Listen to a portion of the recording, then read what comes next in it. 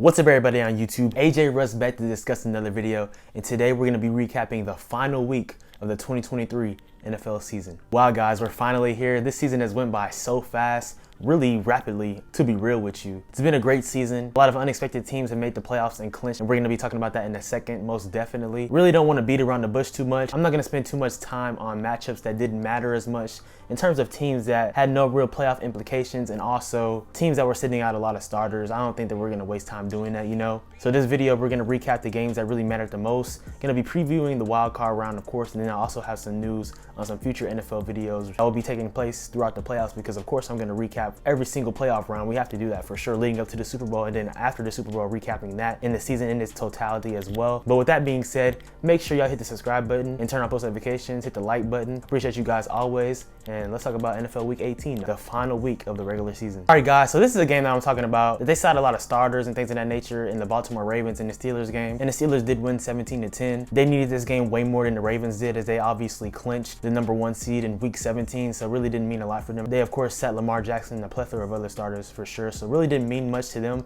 but the game was still of course close. And the Steelers, this wasn't a win and end situation. Of course they won the game, but they still had to have some scenarios take place, which ultimately did, as the Jaguars choked and lost to the Titans, which we'll talk about in a few. After leading the division in the AFC South for a majority of the season, that opened up a playoff spot for the Buffalo Bills and the Steelers, so that's really good news for those teams, and the Steelers benefited. Been a really up and down and rocky road of a season for the Steelers, but Pittsburgh is still going to be in the playoffs. That's good for Mike Tomlin-led team, who of course is always going to be competitive. It was an ugly game too. The weather conditions were gross up there in Baltimore, super cold, rainy, but they were still able to get the win. Not really too much to say about this game. I mean, Tyler Huntley played. I would say that he's one of the best backup quarterbacks in the league for sure, and perfect backup quarterback for Lamar Jackson in terms of that system with Todd Monken and things of that nature, but not too much to talk about there. So the Steelers, they'll be in the playoff under Mike Tomlin, second 10-win season since 2020, so that's a good win for them, most definitely, that they needed. Now this game right here, arguably game of the week. This game was a win and you're in the AFC South. A matchup between the Indianapolis Colts and the Houston Texans, and Houston Texans won the game, winning 23-19. CJ Stroud, man, I think for sure in my 21 years, I haven't seen a rookie that has played better, so poised, so talented and elite at the quarterback position in his first year. Of course, Dak Prescott had that really good rookie year in 2016 with the Cowboys, and then Andrew Luck did as well in 2012 as they made the playoffs in Indianapolis. But CJ Stroud is just crazy good. Elite, honestly, has been playing top 10 to top 5 quarterback play throughout the entire season. I mean, off the gate, that first possession for the Texans, first play, that touchdown to Nico Collins, insane. Nico Collins also played really well. He had 9 receptions for 195 receiving yards and a touchdown. Him and Tank Dell over the next few years and in the future are going to be a really scary receiving duo for Houston. It sucks that Tank Dell got hurt for the season, but Houston has a bright future, most definitely. CJ Stroud carved up the Colts, completing 20 out of his 26 passing attempts, had 264 passing yards and 2 touchdowns. And on that final drive to lead the Texans to that touchdown, he went 7 for 7 on that drive. Just really poised, man. He is a definition of poise. Like if you look in the textbook, the definition of poise, CJ Stroud's face is right there. Like he never is too high, never is too low, just always has a good demeanor. Really great leader, and that's what the Texans got. A great situation with him and DeMeco Ryans, arguably coach of the year, easily offensive rookie of the year in CJ Stroud. And then also for the Colts, man, it's a devastating loss, of course, with that drop at the end of the game on 4th and 1. That does suck, but even though they lost the game, they have to be proud of the season that they did have. Both of these teams, they were at the bottom of the league last year, which of course put the Texans in position to draft CJ Stroud and the Colts to draft Anthony Richardson. And of course Richardson is out for the season, but they have a bright future. Shane Steichen is a hell of a coach. A lot to take from there. Jonathan Taylor, he was out for the first few weeks of the season because of those contract issues, but they're gonna have him next year and Anthony Richardson back, so they have a bright future, most definitely in the AFC. But the Texans, they are for real, and they won the AFC South. The Jaguars losing to the Titans, so hey, anything can happen in the playoffs. They're there now. Remember what happened a couple years ago with the Bengals, as they made the playoffs and then they ended up getting to the Super Bowl. I'm not saying that's gonna happen in the AFC with the Texans, because there are a lot of talented teams in the AFC, but the Texans, really inspirational and great story, and I'm definitely happy for the Texans, as I am from Houston. I'm not a Texans fan, don't get that messed up, but I'm happy for CJ Stroud, man of God, love to see it. So a good win for the Texans. We'll stay in the AFC South, as the Jaguars, like I mentioned a second ago, lost to the Titans 28-20 in a must-have-it game to win a division and to make the playoffs. They lost. Trevor Lawrence, of course, had been dealing with some injuries. He had 2 interceptions in this game, but no one's gonna really look at that. I mean, they went 3-6 in their final 9 games. They lost games that they didn't need to, and that ultimately played a role in them missing the playoffs. After that season that they had last year, when they got hot at the end to win a division in the AFC South this year, it just fell on their faces flat. They had to opt to win, and they just didn't. There's not really too much to be said from that. The Titans didn't have anything to really play for, I guess, besides to spoil that for the Jaguars, saying that if we're not gonna make the playoffs, y'all aren't either, and that's exactly what happened. Also, Derrick Henry, he had a speech at the end of the game. I just want to say thank you for the greatest 8 years of my life. the ups and the downs. Y'all been there for everything through the adversity. Watching me grow as a person and a player, always supporting me. I love y'all. I love seeing the 22s in the stadium. Hopefully I was an inspiration to all the young kids and everybody in the community. Just thank y'all so much. Man, God is good. And tighten up, baby. Basically hinting that this is probably his last year in Tennessee. It'll be interesting to see where he may go to try to go on a contender to win a Super Bowl. I remember that there are some rumors about the Cowboys potentially maybe trying to trade for him. That would have helped as bringing in a physical runner for them, but a lot of teams would be in the Derrick Henry market to try to put their rushing game over the top. So look out for that in the offseason. But Jaguars, y'all folded like a cheap tent. This next game in the NFC North was a matchup between the Detroit Lions and the Minnesota Vikings. Not really too much on the line for this game. The Lions had already clinched the NFC North and the 3rd seed in the NFC, so not too much to talk about from there, especially on the Vikings end as well. They were eliminated from the playoffs. But I will say for the Lions in this wild card weekend upcoming, it's going to be a compelling game and storyline against the Los Angeles Rams, as the Rams do have their former franchise quarterback in Matthew Stafford. That's going to be a great game, and I think it's going to be close. I wouldn't be surprised if the Rams won. I have said in the past that I don't think that the Lions are true contenders. I think that they can make the second round, but besides that, I'm not really too bullish on them. In my opinion, that game against the Cowboys really shouldn't have been as close, because if you look at that touchback that CeeDee Lamb had, I mean, it could have been a wider gap of a game, and that call wouldn't have happened, but I digress on that. But it's going to be a really good game. I expect the Lions to win against the Rams, but crazier things have happened. The Rams are an explosive team. Of course, Matthew Stafford being one of the greatest quarterbacks that we've seen. I think, in my opinion, he's a Hall of Fame quarterback. It's a conversation we can have. But with Puka Nacua, Cooper Kupp, Kyron Williams playing great football, the Rams would have a shot in that game. It's going to be a really good game in the first round. I'm looking forward to it. The Lions making history, of course, this year, winning the division for the first time in 30 years. But we'll see what happens in the first round. The Buccaneers won 9-0. Ugly game, but they still won and clinched the division, so that's good for them. Baker Mayfield getting $1 million bonus, leading the Buccaneers to the playoffs, so that's really good for them. I think that they'll have a contract extension for him. He can be streaky at times, but he has proven that he is a starting level quarterback in this league, and I'm definitely happy for Baker Mayfield. Not really too much to say stats-wise. If I think there's a component to take away what we learned from this game and this matchup, for the Buccaneers, it's a good win for them. They'll be playing against the Eagles in the first round in Tampa Bay, and honestly, if I have to pick right now, I'm going to talk about these games and these wildcard matchups later, but I wouldn't be surprised if the Eagles lost in the first round. I mean, they're playing terrible football, 1-5 in their last 6 games, just nasty work, but we'll talk about them more in a few. This game had huge playoff implications for the Green Bay Packers as they beat the Chicago Bears, winning 17-9. Jordan Love did something that Aaron Rodgers and Brett Favre both weren't able to do, as he led the Packers to the playoffs in his first season as a starter. Really impressive for him. Started off solid, then he had a little rough stretch, but then he ended up uplifting the team and playing really good football. Definitely happy for Jordan Love. After spending those 3 seasons under Aaron Rodgers, I feel like he learned a lot.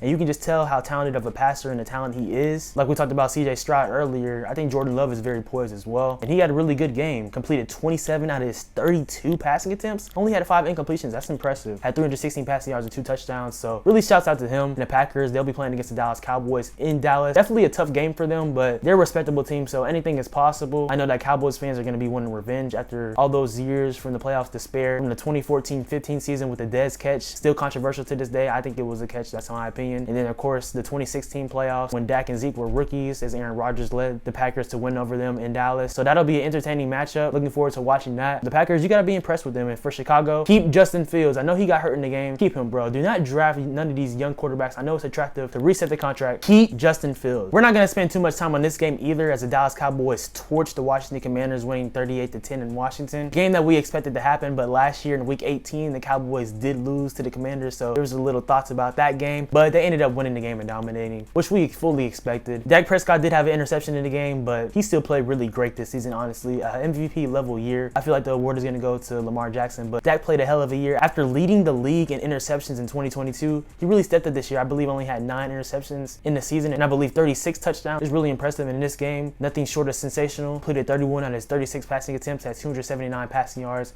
and 4 touchdowns, and of course that interception too, but had really good football, just being confident in his role. Mike McCarthy calling the plays. I feel like he's done an excellent job there. We'll see what happens in the playoffs, but Cowboys are playing good football. They were able to incorporate the running game too with Tony Pollard and Rick O'Dowd, so that's good. And CeeDee Lamb, like I said, proving that he's a top 2 receiver in the league. Didn't have 100 yards, had 98 receiving yards on 13 catches, but had 2 touchdowns as well, so definitely his best year in his 4-year career as a Cowboys wide receiver 1. And that game against the Packers is going to be entertaining. I can see that game being close, and I also can see the Cowboys blowing them out too. Only time will tell, but it's a good dominating win for the Cowboys, and for a team that hasn't reached the NFC Championship game in 28 years. We'll see what happens because they have the perfect opportunity to do so. If they win this game against the Packers, they'll most likely play against the Rams or the Lions. So these playoffs should be really good. I'm looking forward to it. Eagles fans, I'm not gonna lie, I'm gonna take y'all out of y'all misery. I'm not gonna spend too much time on this game, but the way y'all are going into the playoffs is awful, and I fully expect y'all to lose to the Tampa Bay Buccaneers in the first round.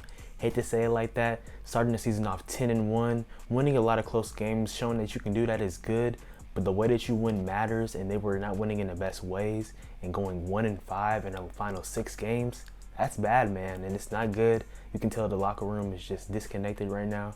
And of course they can get things together, but is it too late? Obviously there needs to be some fixes and some tweaks in Philadelphia. And they lost the game 27-10 to the New York Giants. The Giants are already eliminated from playoff contention, but really you can make the argument that the Giants should have beat the Eagles on Christmas Day. So especially how the Eagles played. They played suspect in that game too, but yeah, I mean, not really too much to say. Things that we can take away for sure from this game: AJ Brown, his knee injury. Hopefully it's not too serious. I'm sure by the time I drop this video, like most things, some news will be out about that, some more updated news. We're just praying that he's okay. Jalen Hurts had a dislocated finger. Of course, went to the tent, came back in the game, so I'm pretty sure he'll play in the wild card matchup against the Tampa Bay Buccaneers. They're just not playing good, man. I'm not going to talk about the Giants because they're not making the playoffs. Like I said earlier, we're not going to spend time talking about teams who aren't making the playoffs. Like, come on now. But Eagles, man, it's just bad how y'all are playing. A few more games to talk about. I'm sorry if you're a fan of the Broncos, Raiders, Jets, Patriots.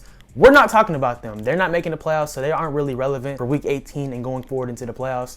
So if they're one of your favorite teams, I'm sorry, but we're not talking about them in this video like I talked about earlier. But this game right here, the Los Angeles Rams defeated the San Francisco 49ers 21-20. They hadn't beaten the 49ers, I believe, in 5.5 years divisionally. They beat them in the playoffs in the 2021 season when they won the Super Bowl, but that's a long time divisional-wise. I guess winning in the playoffs against them was more sweet anyways, but this is a good game. These players didn't play their starters, so I'm not going to spend a lot of time talking about it. Carson Wentz against Sam Darnold, a masterclass, huh? No. But it's a good win for the Rams, and like I said, going against the Lions in the first round, anything is possible. You're in the playoffs, you're in the matchup, it's up for sure. So a good win for the Rams and good momentum going into playoffs. Puka Nacua has the most receptions and receiving yards for a rookie in NFL history. It's a crazy rookie year after being drafted in the 5th round, I believe. 4th or 5th round, just a great receiver. The Rams found a gem in him and Kyron Williams, and they have a bright future. And with Matthew Stafford at the helm still playing high-level quarterback play, like I said, anything is possible. Another game that really didn't mean much because the Chiefs already locked up the AFC West. They beat the Los Angeles Chargers 13-12.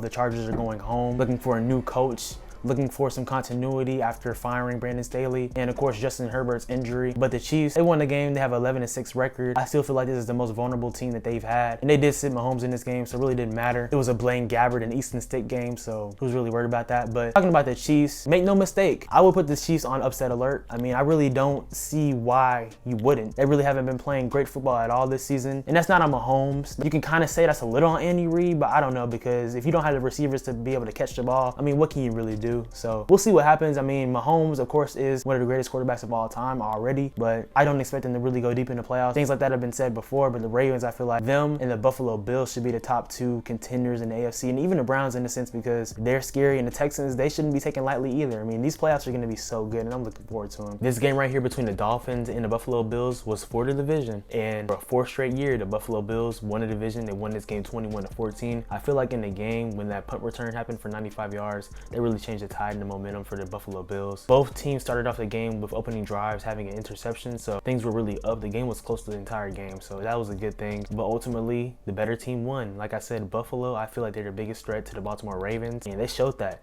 Josh Allen went off, had 359 passing yards, 2 touchdowns, and 2 interceptions, so that's what you kind of get. The great electric plays with sometimes a YOLO mode from Josh Allen. He'll have a turnover or 2 or 3 because he had a fumble as well, but they still ended up winning the game. So that's what matters most. Tua Tagovailoa threw 2 interceptions as well, so the quarterbacks weren't perfect, but the better one led his team to the win, and they'll be playing against the Pittsburgh Steelers. The Buffalo Bills will be, and the Miami Dolphins, they'll be playing against the Chiefs. Now, typically I would say that this will be a good game for the Chiefs, but I wouldn't be surprised if the Dolphins won, just because, like I said, how the Chiefs are playing throughout the year, and the Dolphins, even though they've been playing not the best throughout the past couple of weeks and they're limping into the playoffs with all the injuries that they do have, it's still possible for them to beat the Chiefs. So that'll be a good game. Tyreek Hill reunion going back to Kansas City.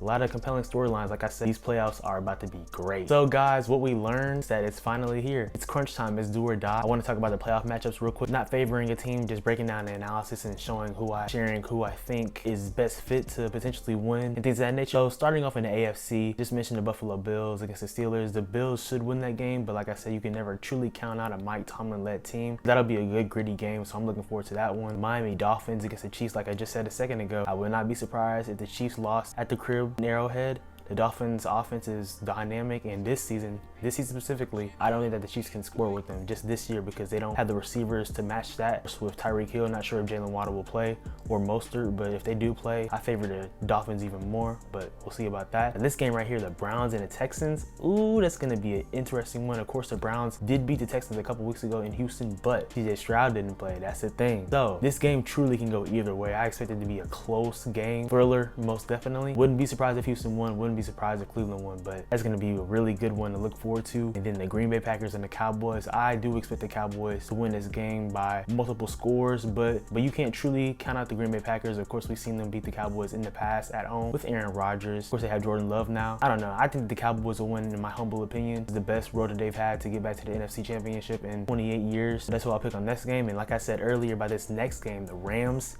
and the Lions, don't be shocked if the Rams win, I'm telling you. Sean McVay is a hell of a coach, one of the best in the league. Matthew Stafford, one of the greatest quarterbacks, most talented quarterbacks that we've ever seen. And the Lions, they're playing really good football, so they should win the game, but don't be surprised if the Rams win. And this final one in the NFC, like I just said a second ago, the Eagles, man, y'all look bad. No other way to say it. I expect the Buccaneers to win this game, but anything's possible. And then, of course, the 49ers, they'll play the lowest seed in the second round, the same with the Ravens in the AFC side. So, man, the playoffs are here. Let's go. Thank God. So happy. Let me know in the comments down below some of your predictions for the playoffs, who you think is going to the Super Bowl, and who will win. Anyways, though, guys, I appreciate you watching always. Make sure to like, comment, subscribe, and turn on post notifications. Follow me on Instagram and Twitter at SwaggyRuss, and also on TikTok at SwaggyRuss02 for cooking videos, shorts, content, and things of that nature. More videos are on the way. After this Week 18 recap, next week we'll have what we learned from the wildcard round, we'll have what we learned from the divisional round, what we learned from the AFC and NFC championship games, and what we learned from the NFL season. So looking forward to those videos. Stay tuned for more content overall. 2024 is going to be a great year on the channel for you individually in your life.